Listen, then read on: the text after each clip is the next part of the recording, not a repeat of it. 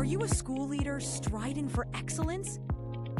Do you crave actionable strategies and fresh perspectives to navigate the challenges of education today?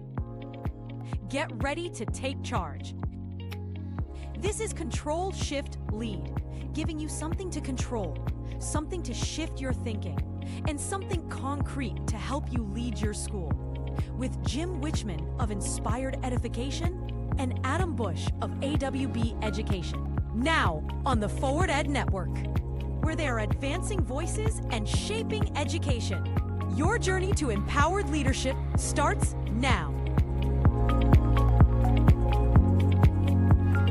Welcome to Control+Shift+Lead. I'm Jim Wichman from Inspired Edification, and I'm joined, as always, by my good friend Adam Busch from AWB Education. How you doing, Jim? Pretty good. I'm really excited. I hear that music, and I just like goosebumps. I'm like so excited, especially with the sun that's rolling through the windows right now. Yeah, crazy excited for that. That isn't even it's just crazy with our guest coming in too. So we'll get to him in a second here, but let's just really take a moment. It's this time of year where, you know, the sun is shining a little bit more, which is wonderful. The temperature is warming up a little bit. Yeah. As a former middle school principal, the spring odor is in the air. Yeah, that's true. That's very true. You remember that.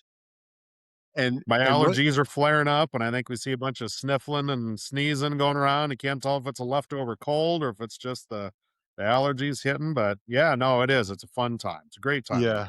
I know that in our schools, the end of the year energy is really starting to pick up, whether it be dealing with a testing season or just that spring fever as always, you know, in the hallways. And like I mentioned, just not only does it feel different, smells different in good and maybe not so good ways.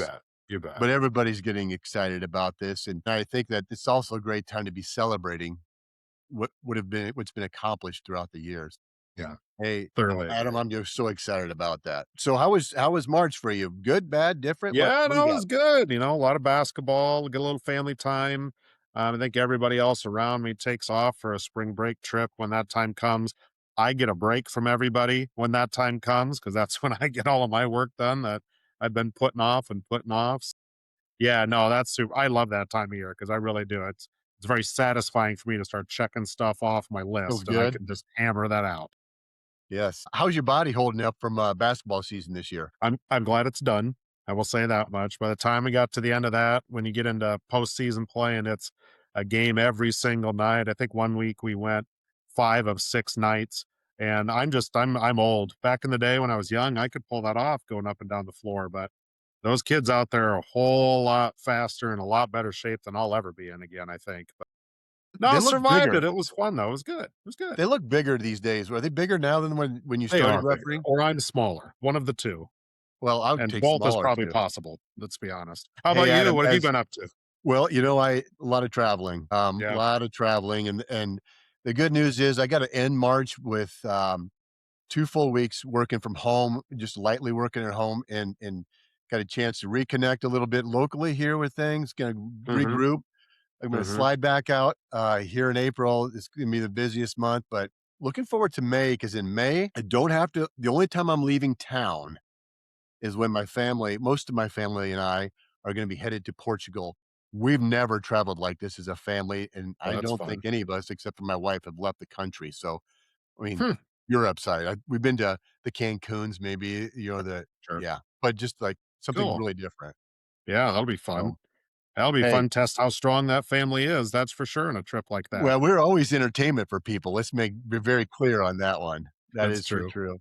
Hey, we got a powerhouse guest. I mean, we've always had great guests, but this this is going to be hitting a little differently. And I know that he's going to capture this video and he's going to throw it right back at his friend, Matt Townsley. But we have someone that's really special here today. I'm really excited with Dr. Chad Lang is a district leader and an education consultant. And somewhere in there, he writes books. Amazing how that works out. You might also recognize his work from his work collaborating with Dr. Matt Townsley, you know, on the SRG podcast, the mini series, which you can find that on the Commons, which, you know, you stick with us. You have any questions about how to get a hold of that, we're going to help you out, listeners. That's for sure. You bet. I got to tell you how that podcast starts out every time. I just jump in like, oh my God, Yeah. tell me more. Let's go. Yeah. You got two good friends who have a common link to knowledge when it comes to how do we educate our people and giving feedback to our Yeah. students and their parents along the way about really, it's about Yeah. It's learning. real powerful stuff. It is. Yeah. Chad, thank you for What's joining up? us today. What do we tell us a little bit about the Dr. Chad Lang? Tell us a little bit about Oh, yourself. yeah. Well, first of all, it's just amazing to get to join you guys. I love your work. I've been just kind of a fan from afar, and I've got an opportunity to interface with both of you in different ways over the last couple of months and years. And so it's been really fun. And to follow up episodes after Dr. Matt Townsley, I don't know how you bring that kind of energy. There's another podcast. There's a grading podcast out there. I won't name the one, but they call him the sportscaster of grading. So it just kind of cracks me up. But they're not wrong. So definitely Matt could represent himself very well in the sports center of grading and assessment. There's no doubt. So I'm just humbled and honored to be a part of it. I love the work. I'm passionate about the work that we do in school leadership and public education, all education, really. It's just a great equalizer. I believe in the work now more than ever. I'm a product of Iowa schools and great public educators. And I just love the opportunity to every single day continue to pour into people that get to have that sort of cascading effect on kids. It's an awesome privilege. It's one I don't take for granted. So anything I can do to help connect and share, I always want to do that. It's a wonderful opportunity utilizing technology and other methods like this, just to continue to collaborate and find ways when, I know a lot of school leaders, if they were like me, they were on their way to supervise a track meet, a ball game, a tennis match, something, and, throwing on an opportunity to learn, and you can just kind of double down and this is a great opportunity to do that. So thanks for having me, you guys. Well, you might have called Dr. Townsley the sportscaster of grading or something. Okay, so are you the umpire of grading then? Because Jim, I don't know if you saw his latest article that he put out, but it was about tightening the strike zone and how. Oh yeah, that was a heck of an article right there. So maybe you're the you. umpire of grading. That's what we're gonna name you. Yeah, I think I like to see the parallels between the work we do in school leadership and just a lot of everyday life. If you get into grading and assessment reform at all, you're going to find out that one of the big elephants in the room you always have to try to figure out how to wrestle with is this idea of the real world. The real world doesn't do these things. And so I'm always on the lookout all the time. I'm like, actually, it's quite the contrary. Almost everything operates with this idea of competency is king, and especially in a 21st century American economy in a globalized world, like people want to pay someone to do things that they actually know how to do. Mm-hmm. They don't have a lot of that. So I'm always looking for parallels. I thought, this information about how major league umpires have gotten better over time, like that's exactly how a great grading and assessment setup would be in the classrooms. What I also like about that analogy is you're not saying we're going to change. We're just evolving. Yeah. The umpires evolved into that. They didn't just change everything. Yeah. And it came from training and professional development. It came from opportunities to use technology to review and get better and get feedback. Yep. I mean, that's part of, professional growth.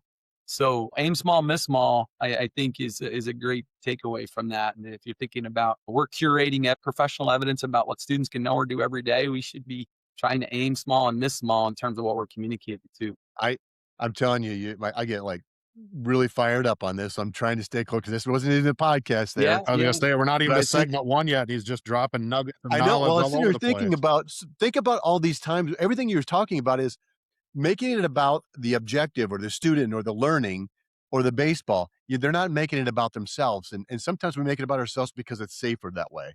Yeah, that's true. And so forth. But I have to know this before I kind of end this little segment here. And that is, what high school? I mean, that's one of the ways I connect is what high school you go to. Where'd you graduate from? I graduated from Lamar's Community High School in Northwest Iowa, right outside of Sioux City, ice cream capital of the world. Ice cream capital of the world. Little blue bunny up there. Indeed. Yeah. Yes. And so it was an awesome experience. I loved every minute of it. I thought it was a great experience. And I absolutely 100% wouldn't be sitting in the chair that I get to every day or standing in whatever environment I'm in every day to be able to turn around and give back to people if people can pour into me as educators. And so I love that. Great shout out to all the educators. Some who are still actually there. So pretty impressive and shout out to Lamar's. I travel through that community quite often on my way to that little lake just north of there. There you go. Hey, so everyone, we got to get into this hospitality mindset here. Yeah. But first, we're going to take a quick commercial break. Stick around. When we return, we're going to give you something you can control, a way to shift your thinking, and a strategy you can use to lead your school. We'll be right back. You're doing incredible work in your classroom and community. Isn't it time the world heard about it? Welcome to The Commons, a dedicated podcast channel on the Forward Ed Network, built specifically for educational professionals like you.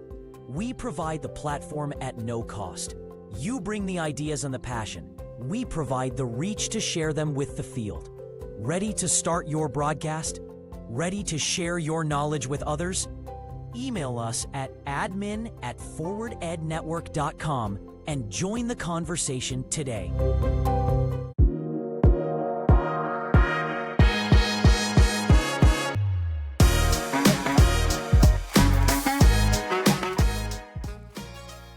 All right, welcome back, everybody. Now, we always start things off with the things that we can actually grab a hold of. So in this control segment, we are going to talk about the hospitality mindset.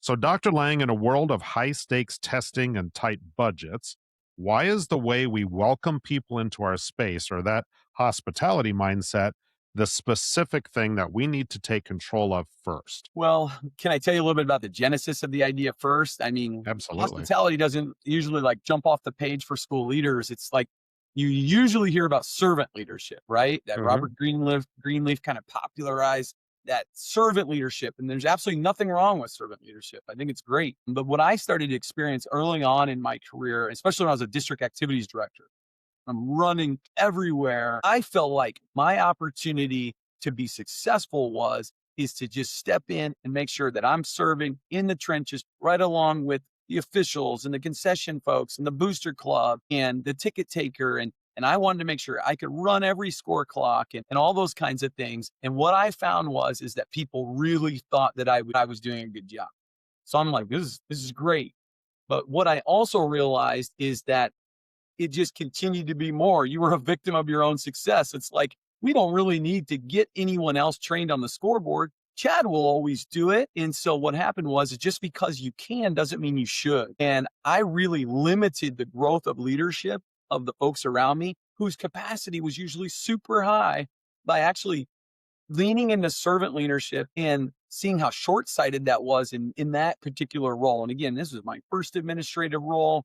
I was surrounded by like tons of veteran coaches and teachers. I was so lucky. I think like almost every one of those coaches, head coaches I was working with in that school district, northeast of Kansas City, or in the Missouri Hall of Fame in their sport. It's unbelievable. And I bring that up not to brag, but actually say, it started to get me thinking, like, I'm not serving them by just servicing clerical things, like managerial things. And some of them were great with technology and some of them weren't. And all those types of things. But one of the things they had in common as coaches in their leadership style was not what they did for their players, their athletes, and their parents, but what they actually made them feel when they were part of the program. Okay. And so I really started to kind of dive into this. And coincidentally, it's like the same time that I'm getting my doctorate in leadership from the University of Missouri. It was not a superintendent program. It was educational leadership and policy analysis. And so I kind of signed up something that I didn't really know I was getting into. And I turned out to absolutely love it, because we work through all kinds of different types of leadership that exist in education writ large, and even in nonprofits and so on. And servant leadership is a big part of it, right? And so I'm living it and I'm experiencing this, and I'm like, man. And somehow, some way, I wish I could tell you, but I don't know. I got turned on to this book called Setting the Table by Danny Meyer. Now, if you don't know who Danny Meyer is, he's the founder and the famous chef of the Shake Shack, right? He started the franchise of Shake Shack, but he also has awesome restaurants. And Union Square Cafe is one I've been to in Manhattan and New York City. There are a number of others. He was really like, one of his novelties around his restaurants was really around hospitality. He's one of the first restaurants that I know of, famously, that started with no tipping. Like, we're not going to have tipping. That's not a part of our experience, because it affected the delivery of leadership that the employees provided to the customers. And so really early on, I started like leaning into those principles, and I'm like, how could I apply what he talks about in this book, which is really about, it's not what you do for people, it's how you make them feel when they're there. So yeah, obviously there's everything from how you greet folks when they come in the door to how you get to have folks in your organization see how you interact with individuals, from parents to students, custodians, cooks, everybody in your organization, and giving the opportunity to understand, how can I make them feel more valued here? And sometimes that means by actually asking more, like increasing the rigor and the level of importance in what they do and what they feel to our organization. And here's the nugget, right? All of that translates to our true customers, which are our students. And so if we can empower our staff to feel, I feel valued here, I know why I'm important. We have a leader that's helped set the stage for that. They've modeled it. They've also poured into me so that I can do that too. When the adults get better, the kids get better. And I always feel like rising waters lifts all boats that way. And some of it's through pretty direct coaching, and some of it's just through modeling the behavior. So that's where that idea of hospitality leadership comes from, or that hospitality mindset. Shout out to Danny Meyer and his great work in the food industry. But that's how I've sort of thought over the years now, over a decade of really trying to infuse that model within my school leadership practices. So you're talking, what I like about this is the feel more value. What I'm hearing this is, it's about, you work with the adults.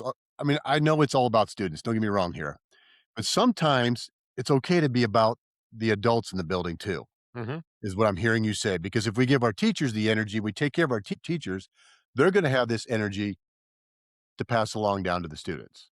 Yeah. But also you're going to have the energy. See, that's the other thing too. Like once I started moving on to, outside of the district activities director role, more into like assistant middle school principal, or even district leadership, I still didn't really fully get it. Like I started to think, the way to take care of my teachers, and I think the pandemic was really hard on us this way, is I'll cover their last hour to get to their kids' ball game. Like I can do that. I'll do that. I was always doing that.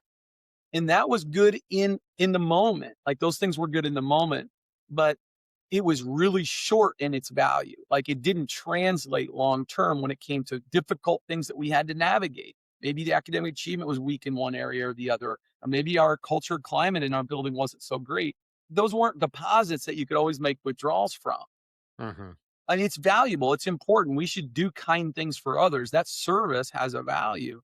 But thinking about, how do you feel here? How empowered do you feel? Is a different vibe when you go to places. If you think in your head, you guys, just think of food places. Oftentimes Chick-fil-A comes to mind. Oftentimes Culver's comes to mind in the Midwest. Those are places where you're like, it just feels different here. I won't talk about the places it doesn't feel great. Sure. And so that just doesn't happen. But we know them. Yeah. But that doesn't happen from just the manager coming out and saying, hey, could I put this down? Could I take your tray and set it down? Like that alone wouldn't get them there.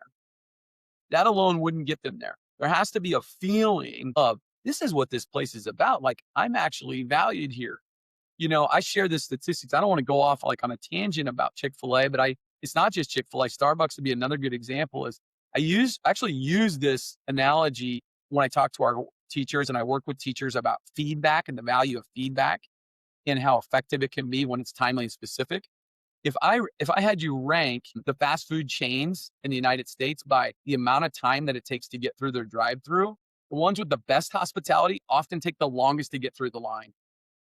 Our actual research shows us that, but we never rate them that way. Yeah, you don't notice it. Ever don't talk a ton of smack about Chick-fil-A or Starbucks, for example, because they're getting met really early by employees. Like they'll meet you before you even get way in line, and they're in parkas and coats, and they're like, how can I help you? And of course, with Starbucks and everything, now you have apps and you can put it in. And remember your order? You want us to do what you did last time? Yeah. Those kinds of things. So you're getting feedback. You're getting an opportunity for hospitality super duper early from a human usually. And that's just something, a learning we can take into our work in school. What's our first opportunity to just have continued opportunities for building hospitality experiences? Reminds me of a book I read a long time ago. It's a short, quick read. I think it's called The Richest Man. Cool. And it's about a Walmart clerk. And he always had the longest line, and people were willing to wait in that long line to have that experience. Because what I'm hearing you say is really about an experience that we're providing. We get to control our actions and our words. It's not a program you buy. It's not nothing like that. Because in the end, We are humans working together with other humans to support the complexities of another human, the brain of another human in the students there. Every interaction is an experience. Yep. We're in the belonging business. That's what we're in. We are in the belonging business. I love that. T-shirt. I think it is another one. That might be the quote of the day. I always look for a quote at every podcast. That might be that just might have got it right there. Well, I'll tell you what, it's amazing how much power can be in that simple shift of hospitality. I mean, just a little bit. You're not talking about amazing things. It's just the way you do business. And so then the people that are part of your business, your students, your parents, your staff members, they just know that's just the way it is. That's just the way that business is done for your school. I love that piece, something we can control. We're going to step away here for a minute, listeners. We right back. And then when we do, Jim is going to help us look at that mindset shift that is required to make this stick. So hang on, folks. We'll be right back.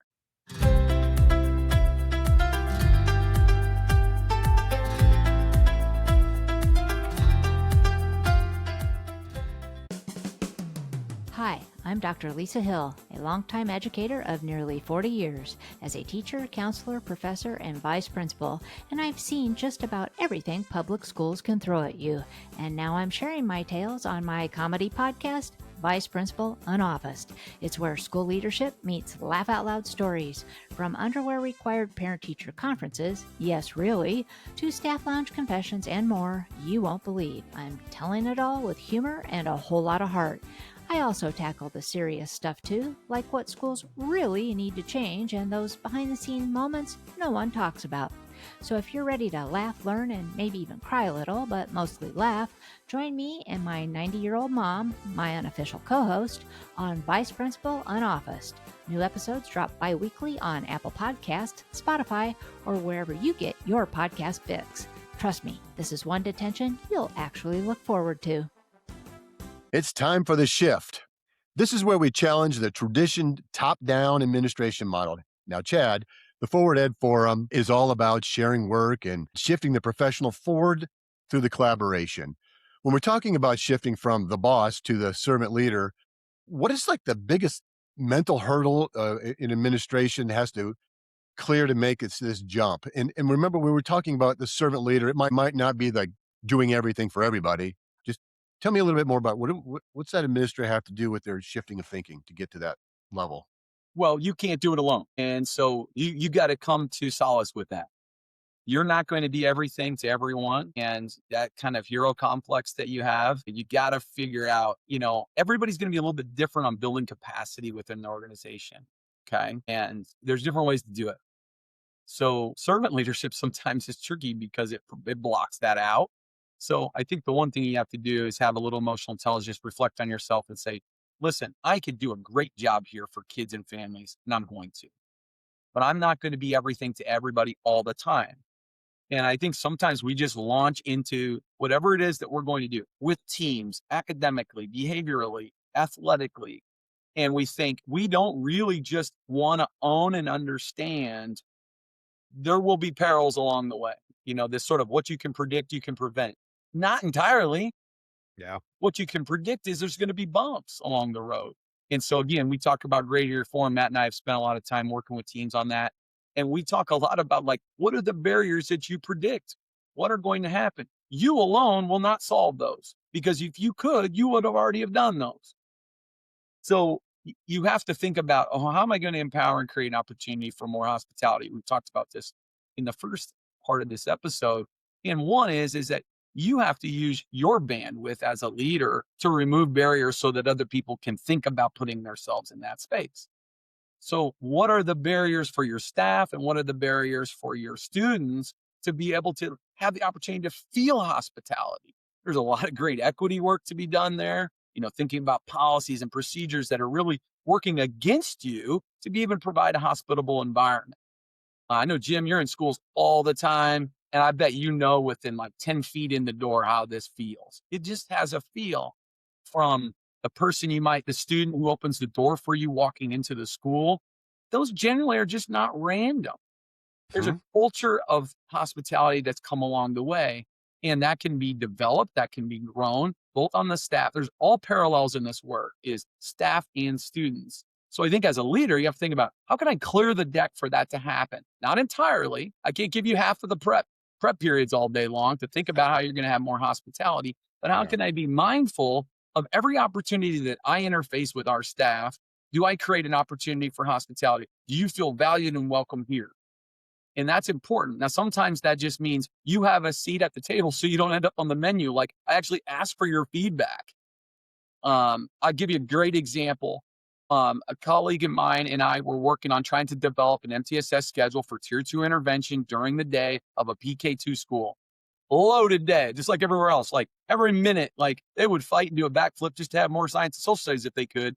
And here we are thinking about how to squeeze 22 minutes of win time or priority time or tiger time or whatever it is that it was. And we believed in it. We knew that that was the right thing to do. But we left one particular stakeholder completely out of the equation. We had a guiding coalition team. We had a district team. We read 8 books. We did everything that we could do. And then when it came time to adjust the schedule, and again, we were like a year in advance. We weren't even doing it in the moment, which some people do that, right? And I forgot about one of my hospitality principles. Where are we going to rob these 22 minutes from? Where are they going to come from? And who did we not consult? And you know who the number one person is that we didn't consult that we should have? The food service manager. Yep. At a PK2 school, those folks just love that interaction with the students. They value that time. They crave that time to create a sense of community and culture for those students. That's their opportunity to provide hospitality to the students. And what did I do? Shorten it by 6 minutes because it wasn't important. In fact, to be honest with you, there were teachers in the building like, we should shorten it. They're throwing milk and they're doing all kinds of stuff. If they're in there for more than 17 minutes, it's crazy. Because they were thinking about it from a management perspective, not a hospitality perspective. And so we really, and luckily I heard wind of that early on, and the principal was dynamic. She's fantastic. She went right to them and had a conversation. I'm like, we want you to know, we know you are trying to bust everything you can do to provide, you know, maybe the best meal of the day for these students and the time to socially interact and everything. It wasn't a zero sum for us, but that's how you felt. And so it really impacted them and their staff when they heard wind of this. And so luckily we had the opportunity to get out in front of that, clear the deck a little bit, figure out different ways in which we could accommodate, and then actually do some professional learning on MTSS for food service people. Like what an empowering piece. So then they got all fired up about like, oh, so there's like another time in which it's kind of stressful because some of the students need help and enrichment. I wonder if that's when we could do snack. And it actually create a better environment in the long run, but we almost missed the boat entirely. So a question for you on that. So you said a lot of things there that got my mind spinning there a little bit. Well, one of them was kind of an experience, and I wanted to know where it hit for you. I believe in people taking as a principal, people taking chances and risk and trying all these different things in a safe environment. I had a direct conversation with my instructional coach one day, and she said I had a culture of compliance, and I told her she was wrong. And then she gave me examples over and over again that I couldn't argue against. And as the mature principal, I got up out of my office mad and walked around the building a couple times, then came back down and said, okay, what do we do? So that I got humbled first. And then it's like, okay, so how did you go from building a compliant culture, even though you think you were building capacity, to building a true capacity of kind of what you talked about at the end by working MTSS with the cafeteria staff and so forth. So where was that moment for you, or have you always been that person? Nope, I haven't always been that person, but I'll tell you one thing. And this would be a good opportunity for you to take out your pen and your paper, because I think this hopefully is a nugget for you.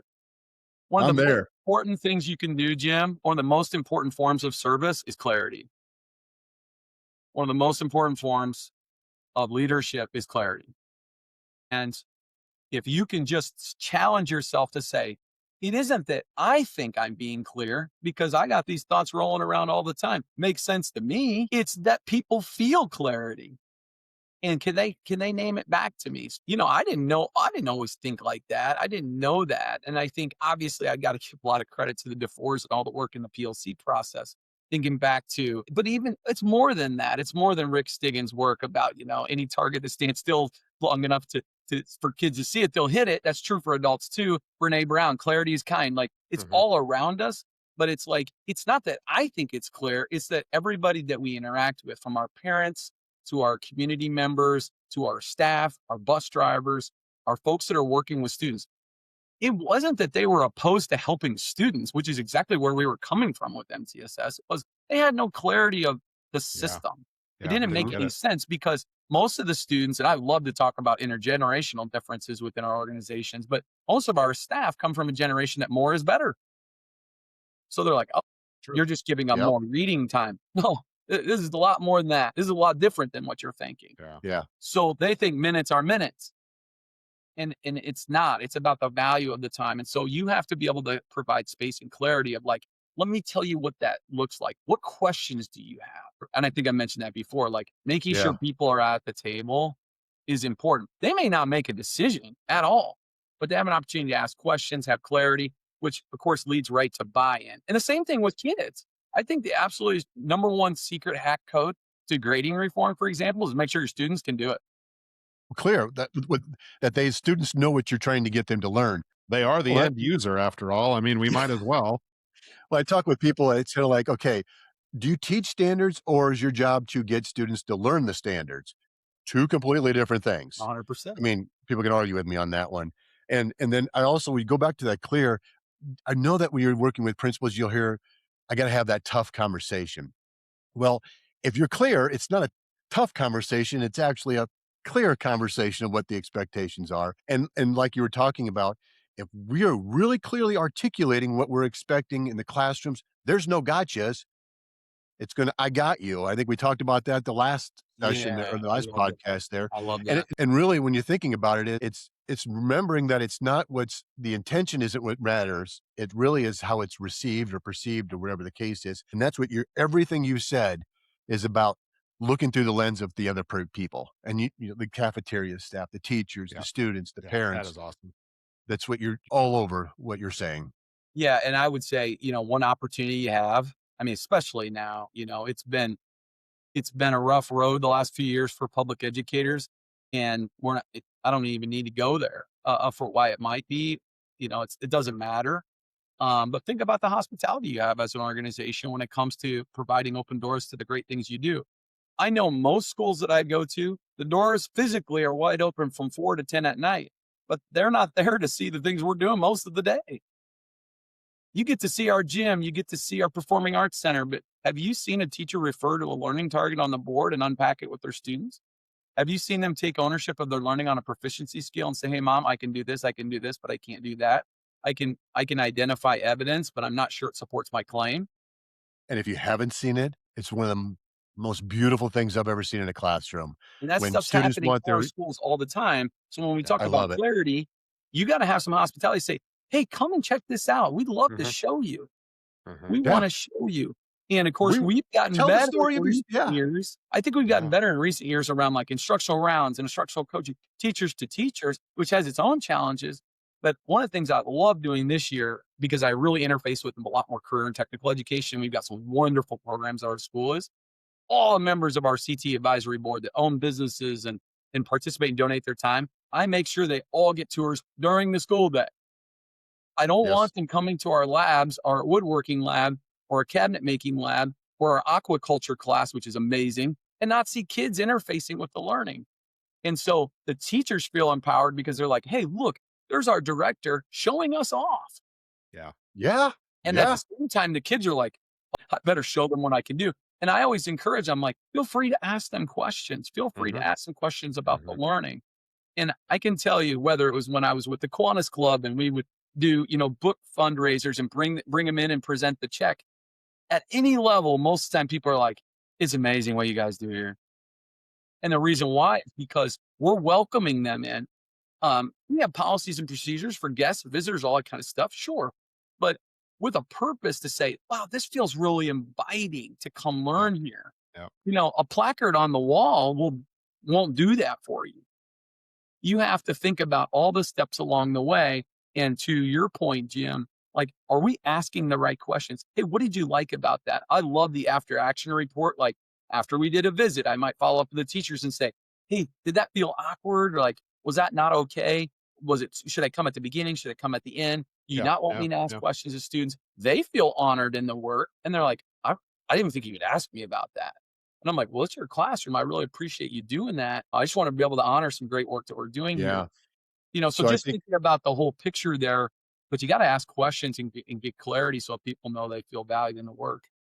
so you're over a few times here in this portion of the program, you've talked about an opportunity. Every opportunity is an opportunity to give them an experience, and you're Yeah. defining what that experience is because although I don't think you said it yet, but you said everything but this word, and that's being intentional. Everything you're doing is intentional, and the purpose has a clear why behind it. That's for sure. If you can make that shift, and you change the entire DNA of your building, wow, So true. it doesn't happen overnight. And you talked about this a little bit. It's like I think the flashy things fade. So that's just a Yeah. Jem thing. Flashy fades, but when we're intentional and we can see the end and we're clear with what it is, it actually is it's empowering and it's powerful where we move from building a compliant culture to building capacity so everybody's a part of that, including the student. Absolutely agree. Yeah, great point. Hey, we'll take one last break, and then Chad will lead us into our final segment on how to put this all into practice.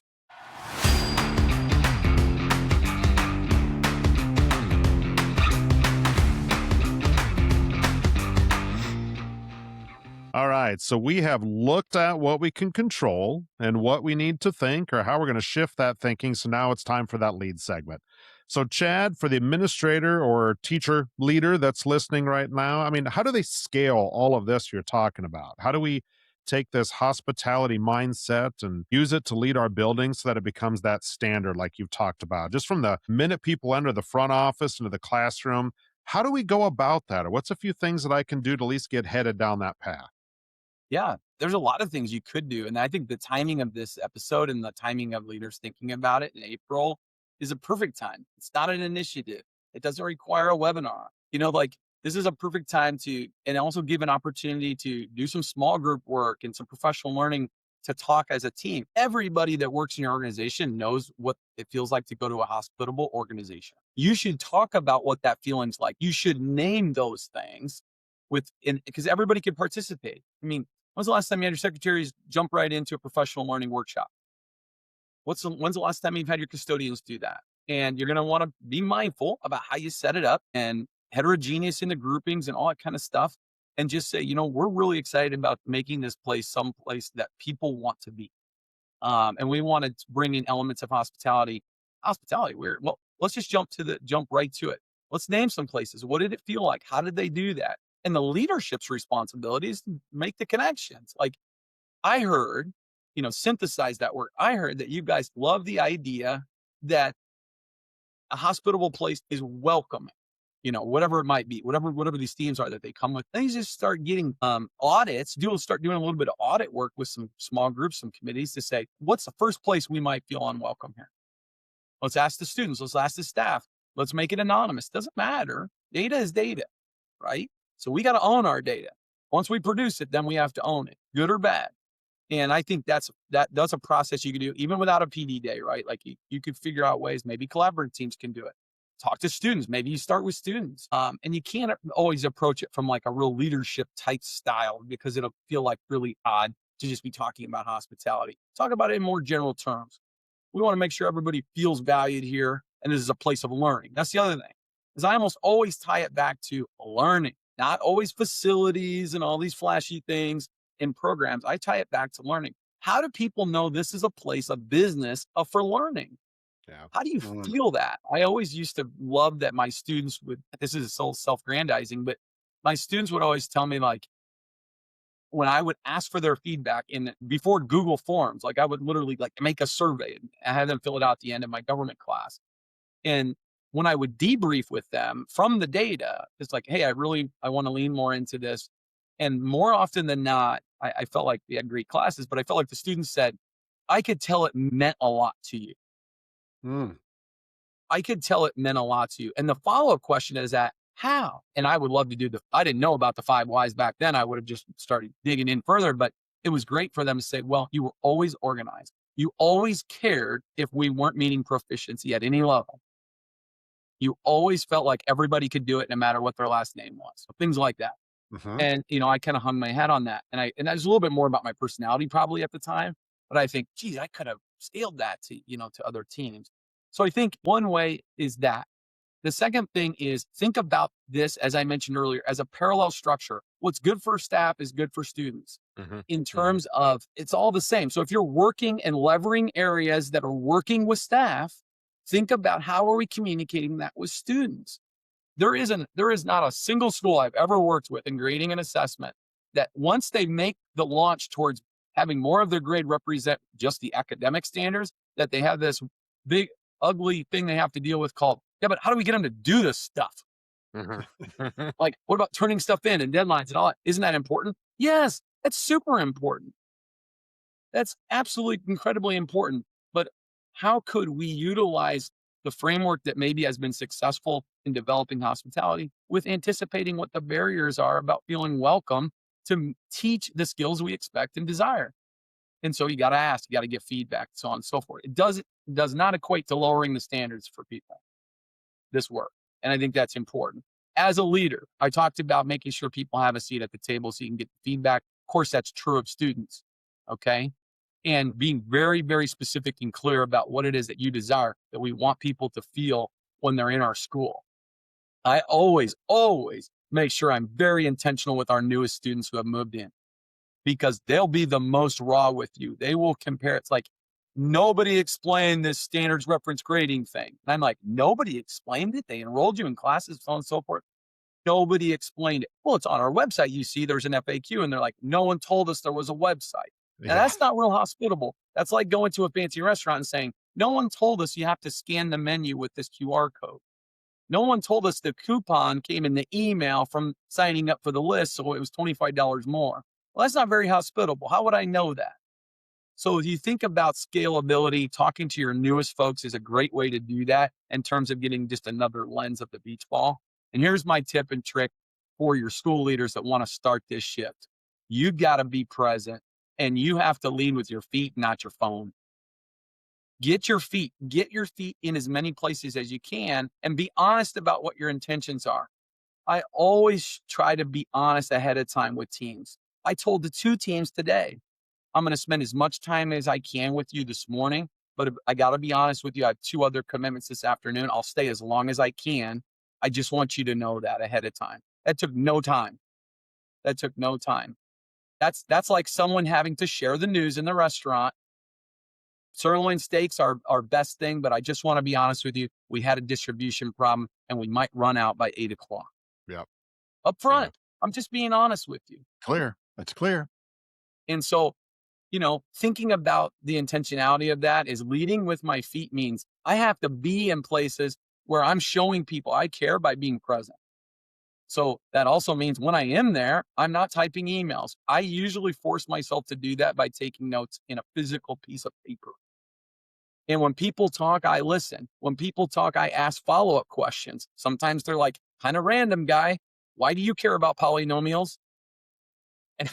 And I want them to know that I care about it. Just like if you've ever seen in a great store, right? They're like, oh my gosh, you want to buy this shirt because it reminds you of your grandfather? Yeah, denim shirts are back in, blah, blah, whatever. They actually care. And you know what they'll do? They'll say, well, if you like that, we actually have another item coming in that's really similar, right?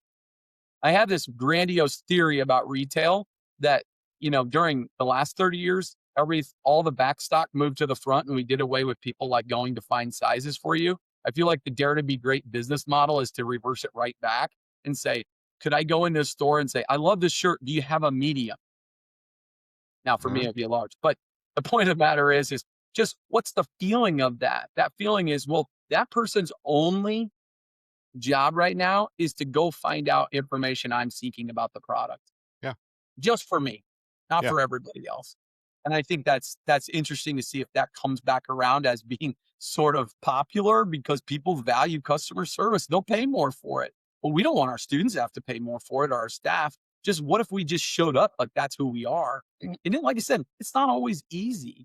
And I make mistakes all the time. And that's one piece I would add here is part of having a hospitality mindset is having humility and apologizing when you get it wrong.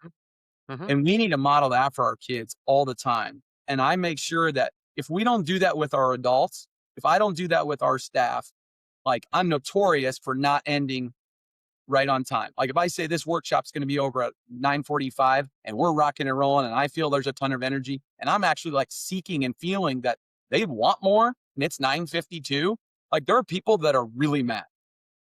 They're like, no, it said 9:45 on the thing you sent out in the district email. I'm like, it's like 6 minutes. What's the big deal? It's huge to them. So when I find that information out, I seek the individuals back out individually. I don't send a blanket email at all because there's a bunch of people who are like, not a problem. Yeah. I go right to find the person. I said, I want you to know I'm really sorry for going over the time I said. I didn't honor you or your time by going over. And a lot of times, what do you think they say? Oh, it's not that big a deal. It's just over the years, it's kind of one's ran in the other and we didn't get a break. Oh, I'm sorry. I didn't know that. I'll be better next time. I appreciate that you pointed it out. Now, what's the likelihood that teacher is going to do that in their classroom? You know, Chad, one of those things, just tying directly to that. First of all, I speak DISC personality profile. If you don't know what that is, everything you're talking about is lined up with that. These people, it's important. This section, it's important here. It's here and here. One of the things that I worked with a teacher on is if I had a meeting with Tiffany at 1:00, I leave my office for a 30-second walk at 12:58. I get out in the hallway and we all know what's going to happen. Jim, you got a minute? Jim, you got a minute? Well, my personality, my superpower does not know how to say no to that staff member because I don't want that staff member to feel bad. The teacher's up there. She'll be okay. I know where she's at. I'll get there. So I take care of this, but I go up to the top part and basically my actions are saying, even though we had a meeting at 1:00 set, you're not important enough for me to be on time. So as the principal, I met with Tiffany and I said, Tiffany, I seriously don't know how to address that dynamic. I mean, I don't know what to do. So Tiffany, a teacher and a different personality, and Jim, the principal, were two humans that sat down and basically honored both of us as humans first, title second. And we came up with 3 things to say to every staff member. And we came up with those and they were easy way to navigate that. And then in front of the staff, Tiffany and I stood up, said everything I just shared to you. And so if you come up to Jim and he says these 3 things, we're going to honor Tiffany's time or that teacher's time. And he's going to follow back up with you. And this is what we're meaning. No disrespect. And just by doing that, I'm the one that calmed down because I know that they are going to know that I'm not going to be disrespectful to them. And I'm also on time and respectful. Great idea. Awesome stuff. Great idea. But it's like, you got to lean in a little bit within that as well. I want to share one more thing because I didn't get it in earlier. And I absolutely feel like it's been a difference maker when it comes to hospitality in terms of leadership. And that's praising other people to other people without them knowing it. I just think it's huge. And it creates, whether it makes it back to him or not, it makes no difference. What it makes a difference is if he's saying that about them, I wonder if he said that about me. Yep. Now, I used to do this. I learned this from my students. I didn't know this as a leader, but as a classroom teacher, I just kind of picked it up. I'm a real competitive person. I love sports and I just wasn't very good at them, but I love them. And I've been a head coach and all that kind of stuff. And so naturally, when I first started teaching social studies and I had the same section like 6 times a day, what do you think I did? Well, first period, 80% of them are at 3.0 or better, and I'm making bar charts and I'm doing all this kind of stuff. That only worked to a certain degree. You know, it really worked. Hey, can I tell you guys about somebody that had an idea about the 4 causes of World War I from first period? Now, they gave me permission to say this. I just want you to know this, but they thought that it really wasn't militarism. It was more alliances. And that was John that said that. John, I never heard him say that, but I thought, I've never heard that before. I thought that was really interesting. You and I both know who John is. They know who John is. I think you catch my drift here. Now, I would never do that if I knew the student wasn't comfortable with it. And I oftentimes would just ask him, hey, I love that idea. Would it be okay if I share that with second hour? Yep. Yeah. And so I'm modeling that amount of hospitality and collaboration, number one. And so I do that exact same thing with staff. I probably did it 5 times today. And anytime I can, I'm doing it because I want to honor the work that people do in our organization to make this whole thing go. I do it when the people come through. When I talked about those guest tours that I do in our high school all the time, I stop them all the time.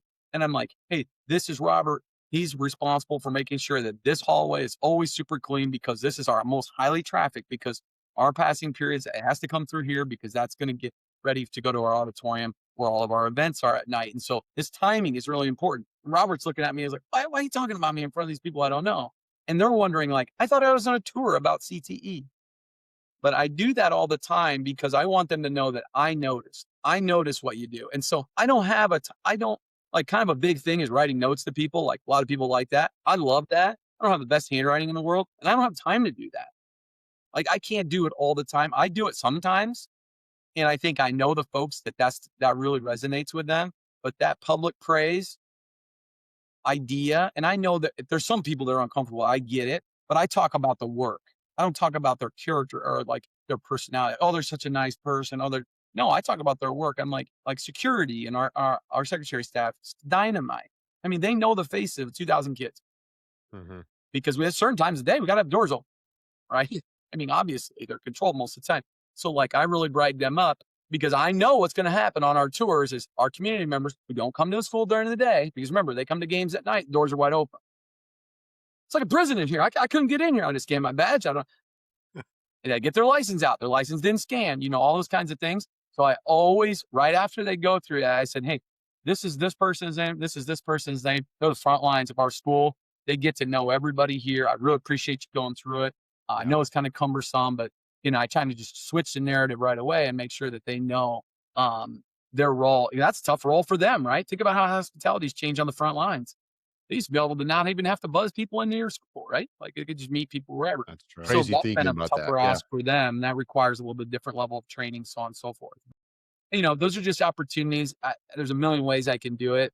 And I want to try to do that. I'm very conscientious about doing that. When I very first started thinking more about being intentional around that work, I used to have these, Jim, you'll love this. I used to have these like super cheap poker chips that I got, like, I don't know, a wedding gift or something. They're plastic. They're not even like real ones or whatever. Yeah. And I had them forever. Like, and my wife's like, you need to throw these away. You don't play this game. And she was right. And I had them on my dresser or something. We moved and I don't know where we were at. And it's like, okay, I got to throw these away. I grabbed a bunch of them and I had an intention to have them as like fidgets for students who just needed a little bit of time in my office. I was assistant principal at the time. And I never ended up getting there because I'm walking the hall and I had an awesome conversation with the teacher. I'll never forget it. It's probably like 2014. And I'm playing with the poker chips in my pocket that I brought to school that day. And it just kind of hit me. It's like, what if I just took these every day, like 3 or 5 of these, and it just reminded me I need to get all these from my right pocket to my left to remind me, can I do this 5 times today? Can I talk positively about someone 5 times a day? Now, that was really easy for me to do because when I had games, I was there at like 7 a.m. till 10 p.m. Yeah. And so it kind of a little bit of a challenge, right? If I had 2 left in my pocket on my right pocket and they weren't in my left, by the end of the day, I'm like, I'm at a basketball game. How can I do this? And it kind of became a fun game. You probably were feeling unbalanced too. Yeah, if you weren't getting right. I wouldn't help with that, but I'm kind of like George Costanza, had the big wallet that was super thick, Right. Had me off balance. The keys, you always have these big chunk of keys. Yeah, just hang off to the other side. Chips, that was nothing compared to that. But it was just kind of a fun strategy. I didn't have to do that after a while. I didn't need that tactile thing, but it was awesome how it kind of got me in a rhythm of that. And then you just do it a lot more than 5 times a day, and it really translates into students. It actually became a kind of when I was an assistant middle school principal, discipline. If one of the methodologies I would do, if someone came down and they were on a huff or whatever, and how you can be hospitable to someone that just broke the rules or was disrespectful or whatever. Sometimes what I would just do is start talking about the secretary right away. I'm like, hey man, can you believe all the line of people that just brought in all the people that forgot their jerseys tonight for the game? And that's kind of annoying. She has to call those people down. Maybe they should not get to play in the game tonight. And they're kind of like reorienting, like, yeah, I guess that is kind of annoying that she has to call these people down and pick up their jerseys or whatever. But all those little incidences, like you talk about, Jim, give you the opportunity to talk positively about other people in the organization. Obviously, you can do it from kids too. It's pretty easy. And it's always genuine. You never want to like push the envelope saying, well, I felt like I haven't said anything to that person for a while. No, just like in the classroom, I'm not going to tell you you've got a standard when you don't have a standard. So I think those are just some things. It's probably more than what you were asking for, but I'm really passionate about the work. It's not perfect. I don't know everything. I love it. And I'm sure a I love bunch it. of people already do all these things too. So, but it's just kind of a neat lens on leadership that, in April, these are things you could do. Well, I we love can it. I'll do. tell you what, there's a lot there, but again, I think any little tidbit helps. And I think that's really kind of what we're shooting for. So this has Yes. just been great. This has been awesome. We're going to take our last commercial break. When we get back, Jim, we're going to wrap this up and talk about what we got coming up in May and say goodbye to Dr. Chad Lang and a big thank you for being on the show today here. So hang on, listeners. Be right back right after this.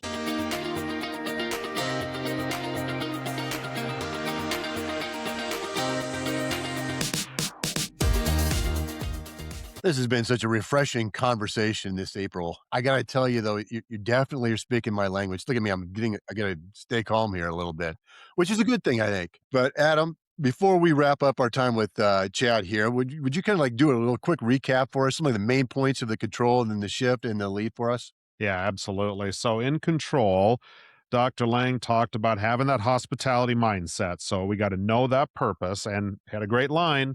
We are in the belonging business. Anytime we're in education, we got to remember that part of it. I thought that was really awesome. Shift, we talked about the true meaning of a servant leader. And that's not about doing it all. It's really about building capacity and all, because we're all part of that. Every single person in that building is part of that belonging business that we're talking. And then lead talked about involving all from the start. Let people know that they're part of this. What's good for staff is good for students. And don't forget, it is a place of learning. And I'm going to say, we kind of glossed over. We let him keep going, Jim. We should have interrupted him real quickly because he had another awesome line there, another one-liner. Lead with your feet, not your phone. Lead with your feet, not your phone. I thought that was that is amazing. It's just so simple. And Adam, I know Chad's right here talking with this, but I'm going to say it to you. None of this costs money. Nothing. It's all free. Yeah. There's no program out there. It's just how you treat people, seeing them as a human first, not just some, but all. All. And I think that's really powerful. Amazing. Chad, I appreciate everything you've done here. Obviously, you're speaking my language, man. I really do appreciate it. Well, before we let you go, we want to make sure that if listeners want to, reach out to you, ask some questions. I know you'll take them. You always do. In fact, I think it gives you energy when you do that. We've mentioned the Forward Ed Network and your time with your podcast with Mr. Bowtie, My Terms. What's another way people can get a hold of you?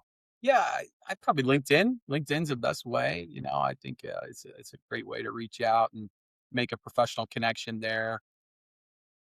I'm not really on any of the other social platforms anymore, I guess, besides sports on X. I love to follow all the favorite teams there and keep up on the news. I guess I have a 14-year-old son. He can help me with that, so I can expedite all the information on trades and seeds and rankings and all that business. So that's kind of fun to be able to connect with him on that, let him take the lead there. It's LinkedIn's the best way. You can check out a little bit more about me and what we do at Recalibrate Ed Services at recalibrateedservices.com.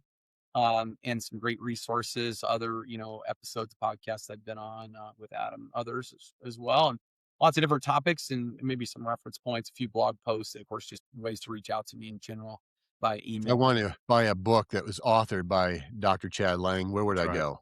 Yeah, Bloomsbury is our publisher, but you can go to Amazon, of course. A Parent's Guide to Grading and Reporting, being clear about what matters. You can find a lot of the sentiments and themes I talked about today.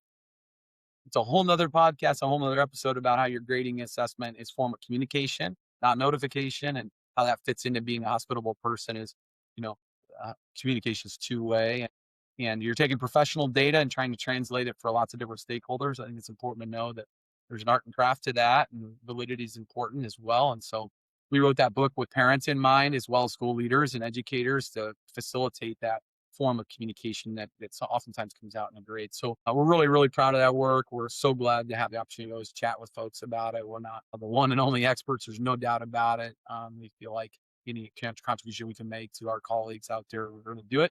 And of course, parents, it was really, really good for us. Matt and I are both parents of teenagers and kiddos. We live it. We're practitioners, authors, researchers, and parents too. So, right, I feel like it crosses enough of the Venn diagram that we thought we could pull together and synthesize our passion for the work. And you mentioned right here on Forward Ed, a grading mini-series called The Grading Exchange, 20 Years in the Trenches, 4 different episodes for school leaders to dive into kind of learns from some of our trials and tribulations. And also we just shout out a lot of great practices that we've observed in schools across the United States too. So, when you're in the school leadership work, I really love this idea of alignment and coherence. So like none of these things are disparate, right? Having a hospitality mindset is not in a separate silo from teaching and learning. It's not in a separate silo from extracurricular activities and well-being. It's all part of your picture of a coherent experience. Right. One of the best ways, like I think I mentioned earlier, like clarity is a great form of service to your students and your staff. Yeah. And making sure that those systems are working together in a coherent way, because as you alluded to right after the beginning, Jim, a kid's high school experience is like Frogger, if people remember that game. And we want it to feel like, yeah, it's a different experience throughout the day. And we actually really relish that diversity of experience, but the uniformity in the feel, right? Our brand is very clear about what it's like to go to school year and set you up to be super successful beyond our doors. Well, Chad, I got to tell you that your knowledge was great. Don't get me wrong, but your energy and passion about that knowledge was probably just a little bit more than we thought we could even get out of you this time of the year and this time of the night, the evening that we're working with here. So I got to tell you, thank you. And this won't be our last opportunity to work together. That's for sure. There's too much energy flying around. And if I'm ever in the area, I'm going to be popping by and we're going to be walking through the schools. And I want to, you're right. I know how to feel it, and I can read schools pretty well, read classrooms, read where the undercurrents are. And I love that you're owning the story and you're telling people the story too. It's about being clear. Hey, listeners, we're going to have all those links that Chad talked about in our notes. To our listeners, make sure you're going out and controlling what you can, shift your thinking, and lead your schools. Before I go, though, I got to tell you, next month is going to be something a little different twist. We've got the unorthodox principle. If you want to just check that out, go check out Lee on social media. Mostly I see her on Facebook and Instagram. And the two of Chad, you're going to be, between you, me, Townsley, and Adam, I mean, there would be too much overstimulation for everybody here. So this is, I'm looking forward to it, listeners, and make sure you check us out. Yeah. So, hey, just want to make sure everybody knows that no matter what, under any circumstance, you're never alone and you matter. We'll see you next month on Control+Shift+Lead. Thanks for hanging out with us today on Control+Shift+Lead.